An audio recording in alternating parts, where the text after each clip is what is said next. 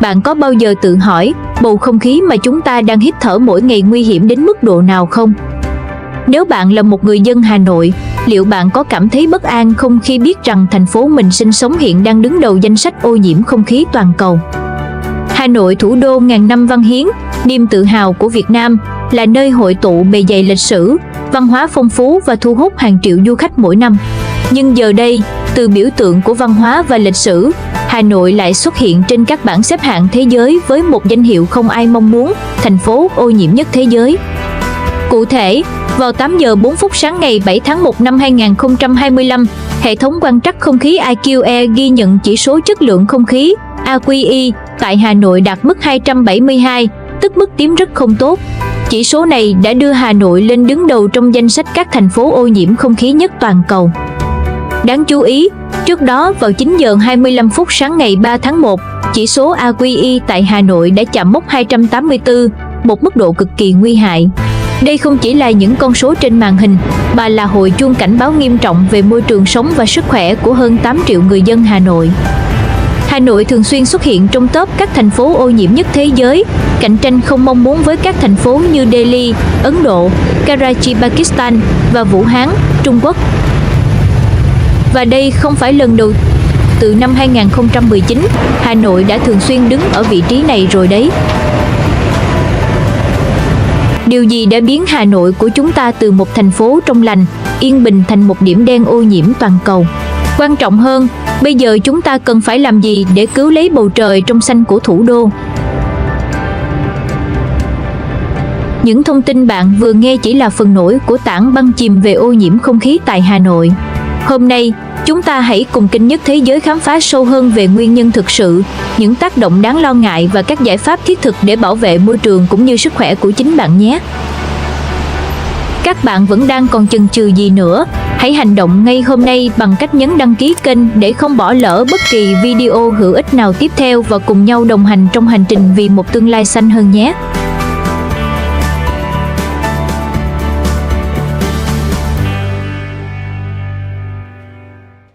Thực trạng ô nhiễm ở Hà Nội. Hà Nội, trái tim của Việt Nam, nhưng hiện đang bị bóp nghẹt bởi khói bụi và ô nhiễm không khí. Các chỉ số ô nhiễm đáng báo động.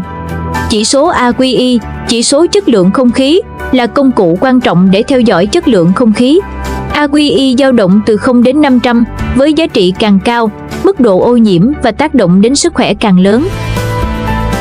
Sáng ngày 3 tháng 1 và ngày 7 tháng 1 năm 2025, chỉ số AQE của Hà Nội đã đạt mức lần lượt là 284 và 272, xếp hạng đầu bảng toàn cầu. Đây không chỉ là một con số, mà là dấu hiệu cho thấy sự xuống cấp nghiêm trọng của chất lượng không khí. Cũng theo IQE, chỉ số ô nhiễm không khí đo được tại quận Tây Hồ cùng thời điểm đã lên tới ngưỡng rất nguy hiểm, đạt thang màu nâu, cao nhất trong thang đánh giá. Điển hình, tại điểm đo đặt tại Quảng Khánh, phường Quảng An, thời điểm 9 giờ 25 phút cho thấy chỉ số AQE đã đạt mốc 557, trong khi các điểm lân cận cũng vượt qua mức 400. Đứng thứ hai về mức độ ô nhiễm là thành phố Hải Phòng, với chỉ số AQE ở mức 272, ngày 3 tháng 1. Chỉ số AQE ở Hà Nội thường xuyên vượt ngưỡng 150, mức được xem là có hại cho sức khỏe mọi đối tượng. Điều này đồng nghĩa với việc hàng triệu người dân đang phải đối mặt với nguy cơ mắc các bệnh về hô hấp, tim mạch và thậm chí là ung thư phổi. Hậu quả nhìn thấy rõ. Các chuyên gia y tế đã gọi bụi mịn là sát thủ vô hình đối với sức khỏe con người. Bụi mịn có thể xâm nhập vào cơ thể qua đường hô hấp và gây ra nhiều bệnh lý nguy hiểm. Cái hơi thở của mình vào phổi ấy, nó có một cái hơi bị nặng. Đấy, mà chúng tôi đã hay bị ho nữa cơ. Đấy. Theo Tổ chức Y tế Thế giới, WHO, ô nhiễm không khí là kẻ giết người thầm lặng khi có khoảng 30% các trường hợp tử vong do ung thư phổi có liên quan đến ô nhiễm không khí, 25% bị đột quỵ não và các bệnh lý về tim mạch. Đặc biệt, có tới khoảng 43% các trường hợp tử vong do các bệnh lý hô hấp có liên quan đến ô nhiễm không khí. Ô nhiễm không khí không chỉ ảnh hưởng đến phổi mà còn gây ra các bệnh viêm đường hô hấp cấp, viêm phổi tắc nghẽn mãn tính, hen suyễn, bệnh tim mạch, đột quỵ và ung thư. Ngoài ra, việc tiếp xúc với chất ô nhiễm trong không khí còn có thể gây ra tổn thương da, các bệnh về mắt và tác động tiêu cực đến hệ thần kinh, hệ miễn dịch. Theo thống kê từ Bộ Y tế Việt Nam, số lượng người mắc các bệnh liên quan đến đường hô hấp như viêm phổi, hen suyễn đã tăng mạnh trong những năm gần đây. Đặc biệt, trẻ em và người già là hai nhóm đối tượng chịu ảnh hưởng nặng nề nhất. Họ là những người dễ bị tổn thương do hệ miễn dịch yếu và sức đề kháng kém. Ngoài sức khỏe, ô nhiễm không khí còn làm giảm chất lượng cuộc sống, từ việc hạn chế các hoạt động ngoài trời đến việc tăng áp lực chi phí y tế do nhu cầu chăm sóc sức khỏe ngày càng cao. Mỗi ngày, người dân Hà Nội đều phải đối mặt với các rủi ro sức khỏe và những khó khăn trong việc duy trì cuộc sống bình thường. Nguyên nhân cốt lõi: ô nhiễm không khí ở Hà Nội không phải là câu chuyện chỉ mới ngày một ngày hai, mà là kết quả của nhiều nguyên nhân chồng chất qua thời gian. Hãy cùng điểm qua những tác nhân chính đang khiến chất lượng không khí tại đây ngày càng xuống cấp nhé. 1. Phương tiện giao thông. Ô nhiễm giao thông là nguyên nhân hàng đầu. Hà Nội hiện có hơn 7 triệu xe máy và ô tô lưu thông hàng ngày. Con số này vượt xa khả năng chịu tải của hệ thống giao thông thủ đô, đặc biệt khi hạ tầng giao thông công cộng vẫn còn hạn chế. Hầu hết các phương tiện cũ không được trang bị hệ thống kiểm soát khí thải đạt chuẩn, khiến khói bụi từ động cơ trở thành một nguồn ô nhiễm lớn nhất trong thành phố. 2. Hoạt động công nghiệp. Nằm quanh Hà Nội là hàng loạt nhà máy, khu công nghiệp lớn nhỏ. Tuy nhiên, không phải cơ sở nào cũng đầu tư hệ thống xử lý khí thải hiện đại và đạt chuẩn. Các ống khói ngày đêm trực tiếp nhả ra môi trường lượng lớn những chất khí độc hại như CO2, bụi mịn PM2.5 và nhiều hóa chất nguy hiểm khác, khiến mức độ ô nhiễm không khí ngày càng trầm trọng. 3. Xây dựng không kiểm soát. Hà Nội đang phát triển mạnh mẽ và đi cùng với đó là sự bùng nổ các công trình xây dựng. Tuy nhiên, nhiều công trình không tuân thủ quy định về che chắn, khiến bụi từ quá trình thi công phát tán khắp nơi, gây ảnh hưởng nghiêm trọng đến không khí. 4. Sử dụng than tổ ong và đốt rác. Ở các khu vực ngoại thành, việc sử dụng than tổ ong để nấu nướng và sưởi ấm vẫn rất phổ biến. Than tổ ong, mặc dù tiện dụng và rẻ tiền, nhưng lại thải ra lượng lớn khí CO2 và các chất độc hại khác. Than này thì mình cứ véo chỗ nọ thì mình đun nước uống rồi tắm rửa thì ngày 2 viên nó cũng đỡ. Thế mà đun ga thì con bảo là làm sao mà được. Đấy, mà cứ mấy trăm thùng ga mà một tháng thì chết. Bên cạnh đó, tình trạng đốt rác thải tự phát ở các khu vực ven đô cũng là một nguyên nhân đáng kể làm tăng ô nhiễm không khí. Khi các chất thải sinh hoạt, nhựa và các vật liệu không phân hủy được đốt cháy một cách không kiểm soát. 5. Biến đổi khí hậu và tác động từ các yếu tố tự nhiên. Biến đổi khí hậu và sự thay đổi của thời tiết cũng có ảnh hưởng đến mức độ ô nhiễm không khí. Những ngày nắng nóng kéo dài và những hiện tượng khí hậu cực đoan như bão, gió mùa có thể khiến các chất ô nhiễm trong không khí tích tụ lại. Khi không khí bị nghẽn lại, các chất độc hại và bụi mịn không thể thoát ra ngoài, làm gia tăng mức độ ô nhiễm. Hệ thống cây xanh và không gian công cộng cũng không đủ để làm sạch không khí, khiến tình trạng ô nhiễm ngày càng nghiêm trọng. Tất cả những nguyên nhân này đang tạo thành một vòng xoáy khói bụi bao phủ thủ đô, làm mất đi bầu trời trong xanh mà người dân Hà Nội từng tự hào. Nhưng vấn đề không dừng lại ở đây. Tiếp đến, hãy cùng Kênh Nhất Thế Giới khám phá những tác động nặng nề mà ô nhiễm không khí gây ra đối với sức khỏe và cuộc sống của chúng ta nhé.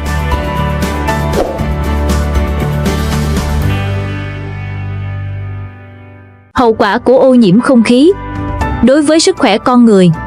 Ô nhiễm không khí, đặc biệt là bụi mịn PM2.5, là một tác nhân chính làm tăng nguy cơ mắc các bệnh nguy hiểm. Những hạt bụi mịn này có thể xâm nhập sâu vào phổi và vào máu, gây tổn hại nghiêm trọng đến sức khỏe. Các bệnh lý liên quan đến ô nhiễm không khí như viêm phổi, hen suyễn, bệnh phổi tắc nghẽn mãn tính, ung thư phổi, các bệnh tim mạch và đột quỵ. Cái hạt mà nó bé là dưới 5 micromet thì có thể đi sâu vào trong cái đường thở nhỏ, sâu vào những cái phế nang, và đặc biệt những cái hạt mà dưới 2,5 ấy, nó có thể xuyên qua mạch máu. Ngoài những cái bệnh hô hấp mà chúng ta hay gặp như là bệnh phổi tắc nghẽn mãn tính, viêm phế quản, viêm phổi, ung thư phổi ra, thì cái nguy hại lâu dài nữa là nó vào máu và nó đến các cơ quan trong cơ thể. Thì chúng ta tim mạch này, gan mật này, thần kinh này đều ảnh hưởng cả. Theo Tổ chức Y tế Thế giới WHO, tỷ lệ bệnh nhân mắc các bệnh hô hấp ở Hà Nội đã tăng 15% trong 5 năm qua. Trẻ em và người già là những đối tượng chịu tác động nặng nề nhất.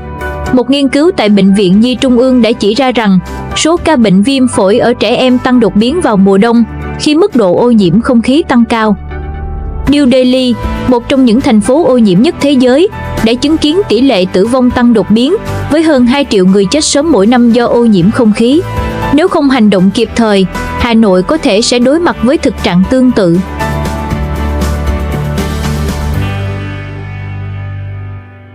Đối với kinh tế, không chỉ sức khỏe, ô nhiễm còn gây tổn thất nặng nề về kinh tế. Chi phí y tế, theo ước tính, mỗi năm người dân Hà Nội phải chi hơn 10.000 tỷ đồng cho việc điều trị các bệnh liên quan đến ô nhiễm không khí. Chi phí này bao gồm điều trị bệnh lý hô hấp, bệnh tim mạch và các bệnh khác do ô nhiễm gây ra. Ngay cái ô nhiễm không khí là ngay lập tức cái bệnh này nó khởi động, nó làm cái cơn kịch phát lên. Cái khó khăn là bệnh nhân ở những thời điểm này là rất là nặng. Bệnh nhân không thể nào một số ngày mà sau đó lại trú được, mà bệnh nhân can thiệp về thở máy là thường phải dài ngày ở bệnh viện. Và cái đó nó làm cho chiếm cái rừng bệnh rất là dài. Và người bệnh nằm viện nó sẽ nhiều cái khó khăn hơn, kể cả kinh tế lẫn cái tiên lượng kết quả điều trị cũng như là cái số lượng ngày điều trị của bệnh nhân. Giảm năng suất lao động, hàng nghìn lao động phải nghỉ làm do các bệnh tật liên quan đến ô nhiễm, dẫn đến một tổn thất lớn về nhân lực và năng suất lao động. Điều này ảnh hưởng trực tiếp đến hiệu quả kinh tế của các doanh nghiệp và nền kinh tế nói chung. Mất mát trong ngành du lịch, ô nhiễm không khí cũng ảnh hưởng nghiêm trọng đến ngành du lịch khi khách du lịch trong và ngoài nước lo ngại về chất lượng không khí tại Hà Nội. Theo báo cáo từ Tổng cục Du lịch Việt Nam, Hà Nội mất hàng triệu USD mỗi năm do sự e ngại của khách du lịch về tình trạng ô nhiễm không khí.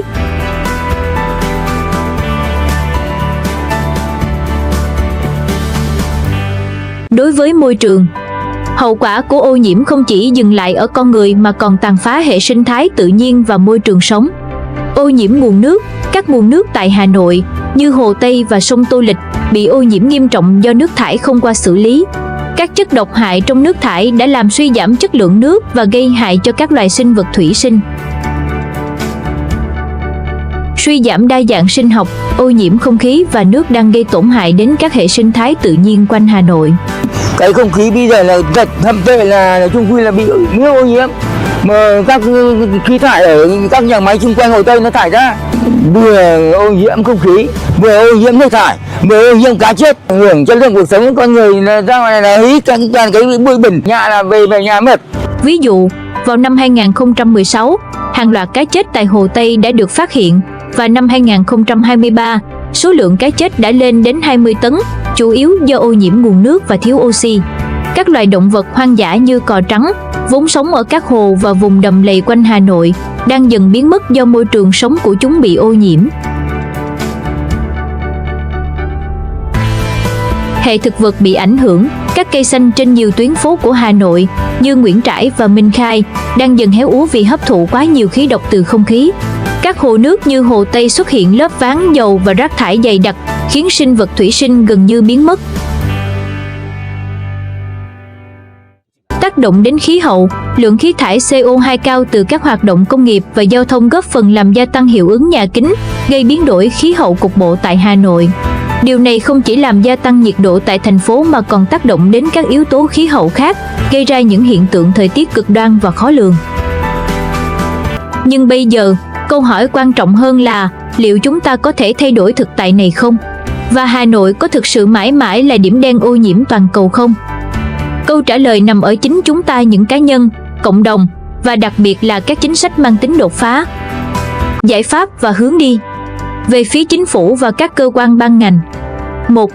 Giải pháp về giao thông. Phát triển giao thông công cộng, đẩy mạnh đầu tư và mở rộng các hệ thống metro, xe buýt nhanh BRT, đảm bảo tính tiện lợi, đúng giờ và giá cả hợp lý để khuyến khích người dân sử dụng phương tiện công cộng thay vì xe cá nhân. Tăng cường quảng bá và cung cấp các ưu đãi như vé miễn phí tháng đầu hoặc giảm giá cho học sinh, sinh viên và người cao tuổi.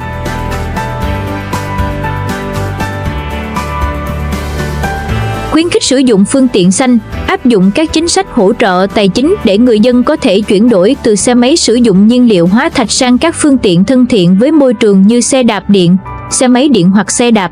miễn thuế nhập khẩu hoặc giảm giá thành xe điện để tăng tính cạnh tranh trên thị trường. Xây dựng thêm các trạm sạc điện công cộng tại các điểm đổ xe hoặc khu dân cư.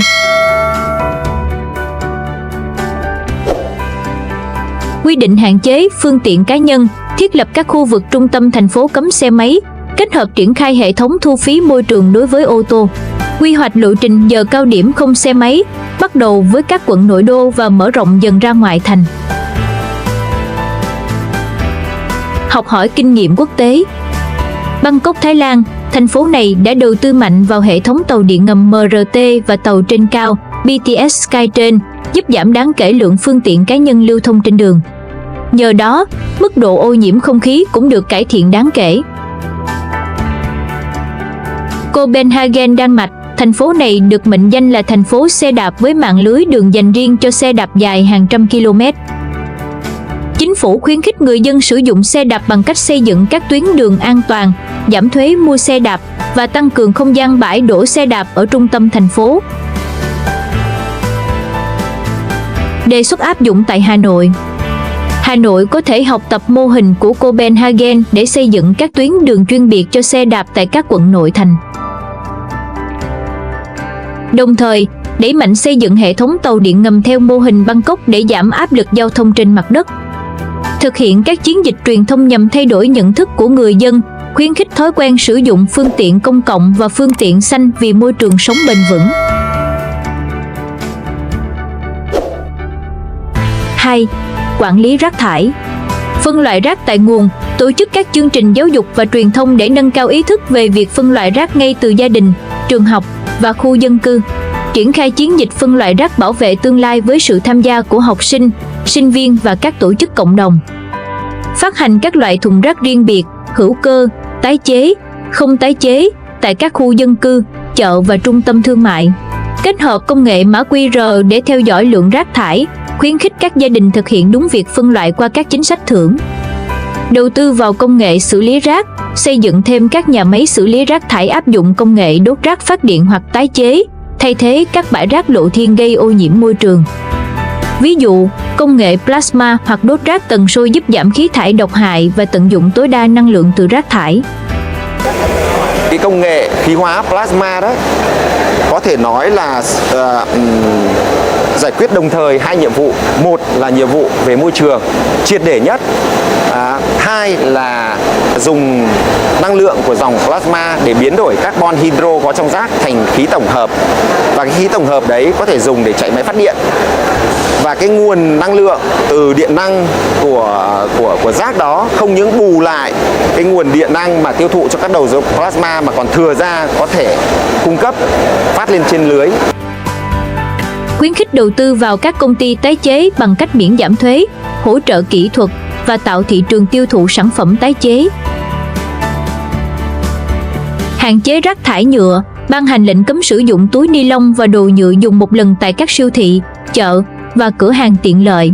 Áp dụng mức phạt nặng với các doanh nghiệp vi phạm, đồng thời hỗ trợ tài chính để phát triển các sản phẩm thay thế như túi vải, túi giấy và đồ dùng bằng vật liệu thân thiện với môi trường.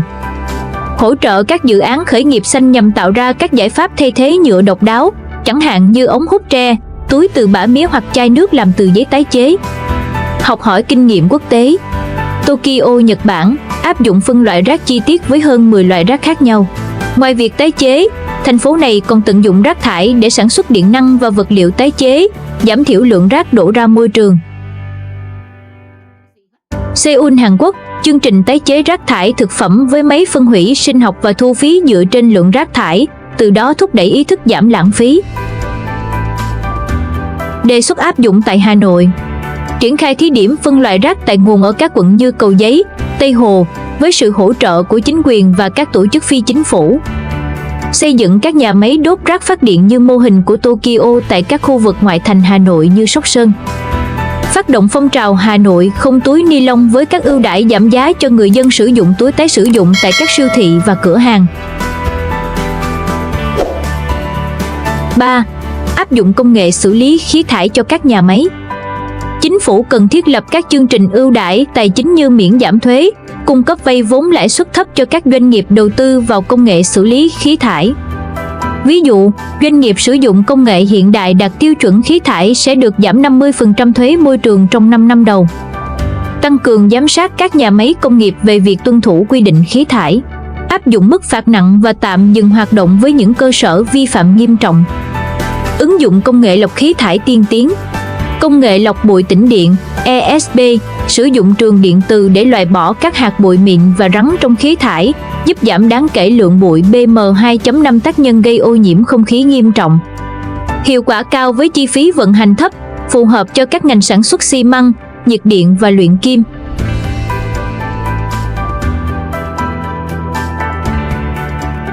Công nghệ lọc khí scrubber sử dụng chất lỏng, thường là nước hoặc hóa chất hấp thụ, để xử lý khí độc như tro và NOx trong khí thải. Được áp dụng phổ biến tại các nhà máy hóa chất và nhà máy nhiệt điện. Công nghệ này có thể giảm tới 90% lượng khí độc hại phát thải ra môi trường.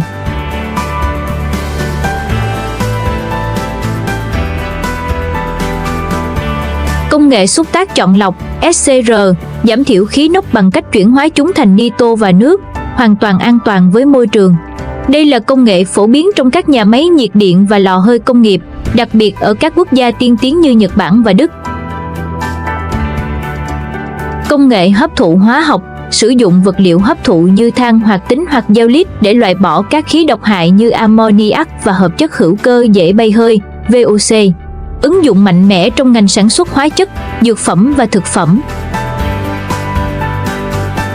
Học hỏi kinh nghiệm quốc tế. Đức đã triển khai rộng rãi công nghệ SCR và ESB trong ngành công nghiệp nặng. Kết quả, mức độ phát thải NOx tại các nhà máy giảm hơn 80% trong 10 năm qua. Nhật Bản áp dụng công nghệ scrubber và quy định nghiêm ngặt về khí thải để giúp cải thiện đáng kể chất lượng không khí, đặc biệt tại các thành phố lớn như Tokyo và Osaka. Đề xuất triển khai tại Hà Nội. Triển khai thí điểm các công nghệ xử lý khí thải hiện đại tại một số khu công nghiệp lớn như khu công nghiệp Thăng Long và khu công nghiệp Quang Minh. Hỗ trợ chuyển đổi, tổ chức các hội thảo hướng dẫn kỹ thuật và tài trợ một phần chi phí lắp đặt cho các doanh nghiệp vừa và nhỏ.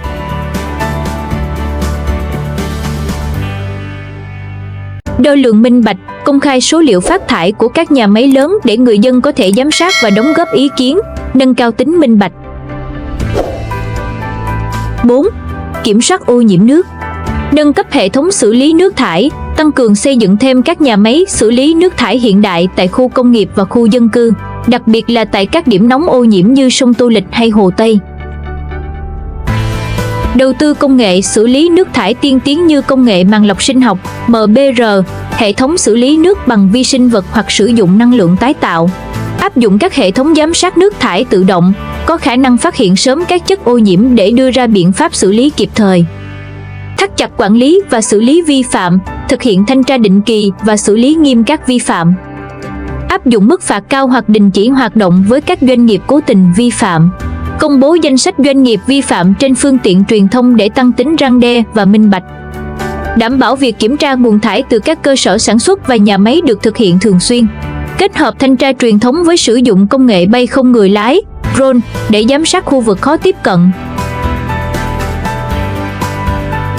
Cải tạo hệ thống kênh rạch và khôi phục hệ sinh thái, tiến hành nạo vét bùn, rác thải tại các sông, hồ ô nhiễm nghiêm trọng như sông Nhuệ, sông Tô Lịch. Cải tạo dòng chảy, tăng cường khả năng tự làm sạch của các hệ thống kênh rạch. Trồng cây xanh và xây dựng các không gian công cộng dọc bờ sông để tạo vùng đệm sinh thái, giúp cải thiện chất lượng nước và làm đẹp cảnh quan đô thị. Học hỏi kinh nghiệm quốc tế. Singapore hệ thống thu gom và xử lý nước thải tập trung hiện đại. Như chương trình New Water đã tái chế nước thải thành nước uống thông qua các bước lọc tiên tiến như siêu lọc, thẩm thấu ngược và khử trùng bằng tia UV. Điều này không chỉ giảm áp lực lên nguồn nước tự nhiên mà còn đảm bảo nguồn nước an toàn cho cộng đồng. Hà Lan, tại Amsterdam, các dự án cải tạo kênh rạch không chỉ bảo vệ môi trường mà còn biến kênh rạch thành điểm thu hút khách du lịch, thúc đẩy phát triển kinh tế bền vững.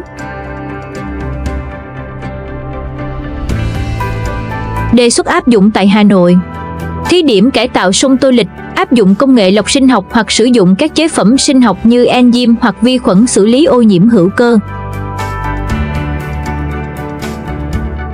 Phổ biến ý thức cộng đồng, tổ chức các chiến dịch nâng cao nhận thức về bảo vệ nguồn nước, khuyến khích người dân không xả rác trực tiếp vào kênh rạch. Tích hợp du lịch xanh, biến các dòng sông sâu cải tạo thành tuyến tham quan bằng thuyền, tương tự như cách Hà Lan đã làm tại Amsterdam, vừa cải thiện môi trường vừa thúc đẩy du lịch.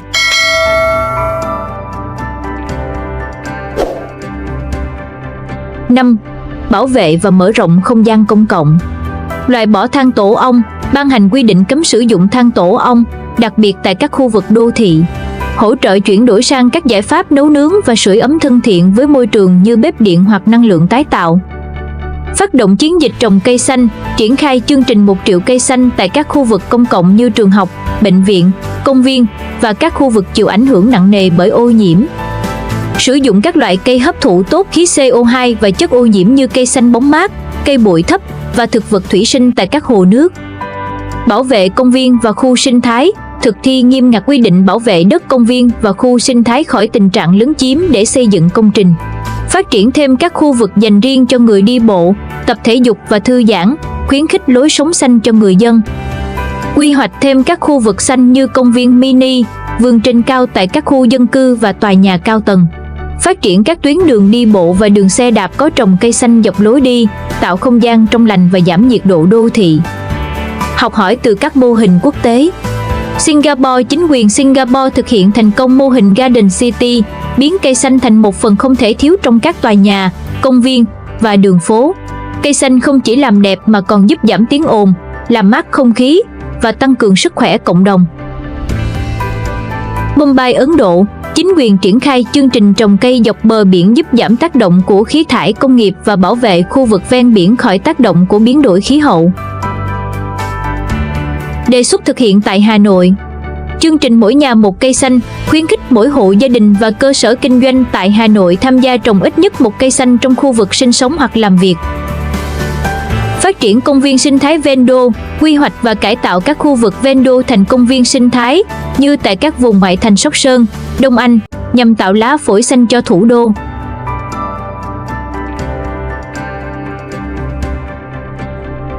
Ứng dụng công nghệ trong quản lý cây xanh, áp dụng hệ thống giám sát cây xanh bằng công nghệ GIS, hệ thống thông tin địa lý, để đảm bảo việc chăm sóc và bảo vệ cây được thực hiện hiệu quả. 6. Nâng cao nhận thức cộng đồng. Người dân chính là chìa khóa để giải quyết vấn đề ô nhiễm.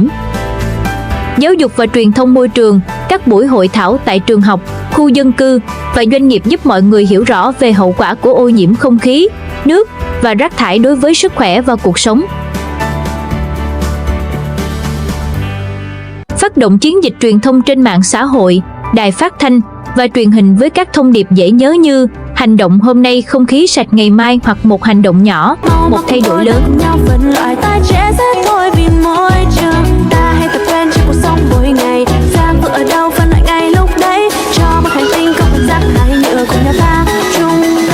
Đưa các bài học về bảo vệ môi trường vào chương trình học từ cấp tiểu học, giúp trẻ em hình thành ý thức bảo vệ môi trường từ sớm. Khuyến khích hành động cá nhân, kêu gọi mọi người sử dụng năng lượng tiết kiệm, tái sử dụng đồ cũ và giảm thiểu tiêu thụ nhựa. Hướng dẫn người dân cách tiết kiệm điện và nước trong sinh hoạt hàng ngày, như tắt đèn khi không sử dụng hoặc thu gom nước mưa để tưới cây. Tổ chức các hội chợ đổi đồ cũ hoặc hướng dẫn người dân tái chế rác thải tại gia đình. Giảm tiêu thụ nhựa bằng cách sử dụng túi vải, bình nước cá nhân và các sản phẩm thân thiện với môi trường. Học hỏi từ các mô hình quốc tế. Thụy Điển, chiến dịch Zero Waste kết hợp giáo dục tại trường học, truyền thông xã hội và ưu đãi thuế để khuyến khích doanh nghiệp và người dân hướng đến mục tiêu không rác thải. Nhật Bản, văn hóa tái chế xây dựng ý thức mạnh mẽ trong cộng đồng về phân loại và tái chế rác thông qua hướng dẫn chi tiết và hệ thống quản lý hiệu quả. Đề xuất thực hiện tại Hà Nội. Chiến dịch Ngày xanh Hà Nội tổ chức các sự kiện cộng đồng như Ngày xanh Hà Nội, nơi người dân, học sinh và doanh nghiệp cùng tham gia trồng cây, dọn dẹp không gian công cộng và tuyên truyền ý thức bảo vệ môi trường. khuyến khích sáng kiến cá nhân và doanh nghiệp, trao giải thưởng cho các cá nhân, tổ chức có đóng góp lớn trong việc bảo vệ cây xanh và phát triển không gian công cộng. Về phía người dân Hà Nội: 1. Theo dõi chất lượng không khí thường xuyên. Người dân nên sử dụng các ứng dụng theo dõi chất lượng không khí như IQE để cập nhật chỉ số AQI hàng ngày. Khi chỉ số AQI đạt mức rất xấu, 201 đến 300, cần chủ động điều chỉnh các hoạt động như sau. Hạn chế thời gian hoạt động ngoài trời, đặc biệt các hoạt động thể chất cần nhiều sức lực. Tránh đến các khu vực có nguy cơ ô nhiễm cao và ưu tiên thực hiện các hoạt động trong nhà. 2. Bảo vệ sức khỏe cá nhân khi tiếp xúc với môi trường ô nhiễm. Để giảm tác động từ không khí ô nhiễm, người dân cần sử dụng khẩu trang chuyên dụng như N95, N99 để ngăn ngừa bụi mịn PM2.5. Đeo khẩu trang thường xuyên khi ra ngoài, đặc biệt tại khu vực giao thông đông đúc. Hạn chế tiếp xúc trực tiếp với không khí ô nhiễm bằng cách giảm sử dụng xe máy, xe đạp và ưu tiên phương tiện giao thông công cộng. Bên cạnh đó, bảo vệ không gian sống cũng rất quan trọng. Đóng kín cửa sổ, cửa ra vào các thời điểm ô nhiễm cao, đặc biệt vào sáng sớm và chiều tối. Sử dụng máy lọc không khí trong nhà để duy trì môi trường sống trong lành. Chăm sóc hệ hô hấp và vệ sinh cá nhân. Duy trì vệ sinh cá nhân đúng cách giúp giảm tác động từ bụi bẩn và các chất ô nhiễm. Rửa mũi và họng bằng nước muối sinh lý vào buổi sáng, tối và ngay sau khi ra ngoài. Rửa mắt bằng nước muối sinh lý vào buổi tối để loại bỏ bụi bẩn và các chất độc hại. Ngoài ra, vệ sinh nhà cửa định kỳ, lau dọn bụi bẩn và trồng thêm cây xanh trong nhà cũng giúp cải thiện không khí. 4. Giảm thiểu ô nhiễm từ chính các hành động hàng ngày. Người dân có thể đóng góp vào việc cải thiện chất lượng không khí bằng cách ưu tiên sử dụng phương tiện giao thông công cộng, giảm việc sử dụng xe máy và ô tô cá nhân để hạn chế khí thải. Nếu có điều kiện, nên chuyển sang sử dụng xe đạp điện hoặc xe máy điện thân thiện với môi trường. Hạn chế đốt rác thải và than tổ ong trong sinh hoạt gia đình, thay vào đó sử dụng các nguồn năng lượng thân thiện với môi trường. Lời kêu gọi hành động. Ô nhiễm không khí tại Hà Nội không còn là câu chuyện của riêng chính quyền hay các cơ quan chức năng, mà là trách nhiệm chung của tất cả chúng ta. Mỗi cá nhân, mỗi gia đình và mỗi tổ chức đều có thể góp phần làm thay đổi thực trạng này. Sử dụng giao thông công cộng để giảm khí thải từ phương tiện cá nhân, hạn chế đốt than tổ ong và chuyển sang sử dụng các nguồn năng lượng sạch hơn, bảo vệ và trồng thêm cây xanh để làm lá phổi xanh cho thành phố. Và còn nhiều hơn thế nữa đã được mình đề cập trong video này. Đừng chờ đợi gì nữa các bạn ơi, hãy hành động ngay hôm nay để Hà Nội có thể lấy lại bầu trời trong xanh, sạch đẹp và là nơi đáng sống cho tất cả mọi người. Sức khỏe của bạn, của gia đình bạn và của cả cộng đồng đang phụ thuộc vào những quyết định nhỏ bé nhưng quan trọng này. Video hôm nay đến đây là kết thúc. Nếu các bạn cảm thấy video này hấp dẫn và hữu ích thì đừng quên đăng ký kênh, để lại bình luận bên dưới và chia sẻ video này giúp mình nhé. Xin chào và hẹn gặp lại các bạn ở các video tiếp theo.